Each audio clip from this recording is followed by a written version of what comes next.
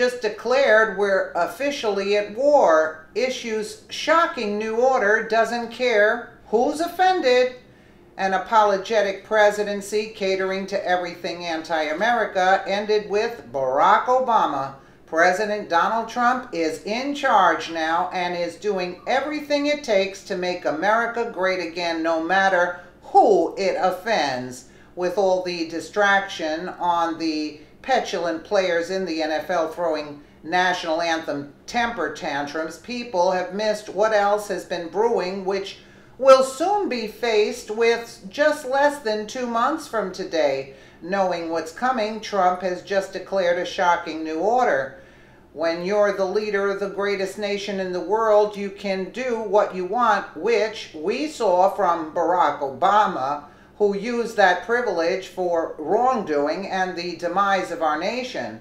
Trump is turning that train around by using his power for good in long overdue ways, which he promised to do when Americans voted him into office.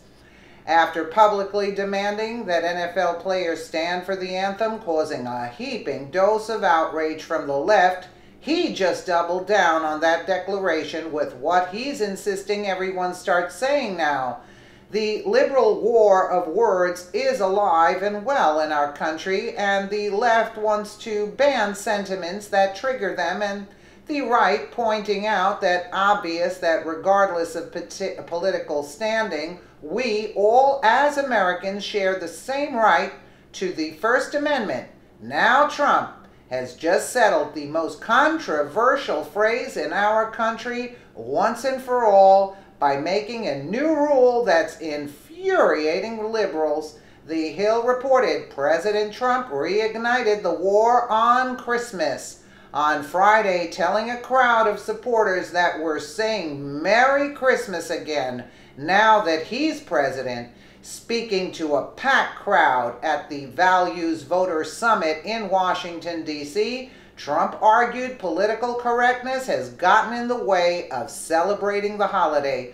We're getting near that beautiful Christmas season that people don't talk about anymore. They don't use the word Christmas because it's not politically correct, he said, to strong applause and cheers from the audience at the Christian Public Policy Conference sponsored by the Family Research Council. You go to the department stores and they'll say Happy New Year, or they'll say other things, and it'll be red. They'll have it painted, but they don't say, well, guess what? We're saying Merry Christmas again. Trump went on to briefly pivot toward his push to cut taxes, calling for tax reforms as a Christmas gift.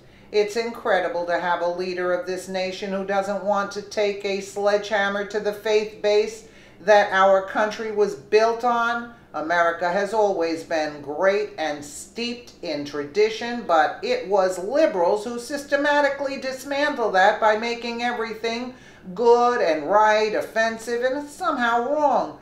He's used the argument on the campaign trail as a way to assert that political correctness is preventing Christmas from expressing their religious beliefs.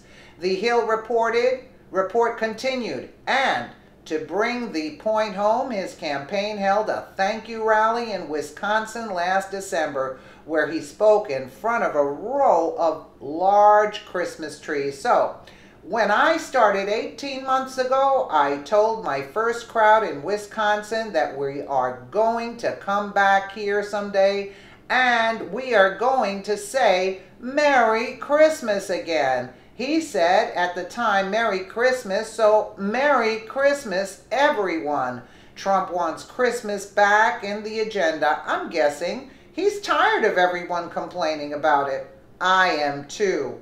It wasn't ever a problem years ago, and it's not a problem now. Christmas is one of the biggest holidays in America, and we're sticking to it. We're not getting rid of Christmas. We're not calling it winter holiday. We're not letting these politically correct crybabies bully everyone into feeling that bad about loving Christmas. It's a holiday where we celebrate an imaginary obese dude who somehow drops 100 pounds every time he slides into our blackened chimneys, drops off loads of gifts with the price tags scribbled out with a Sharpie, and somehow slithers back up the hole he came from and leaves the scene without a trace, no footprints, no stain on his clothes, nothing but maybe a bite of a cookie and a sip of some room temperature milk.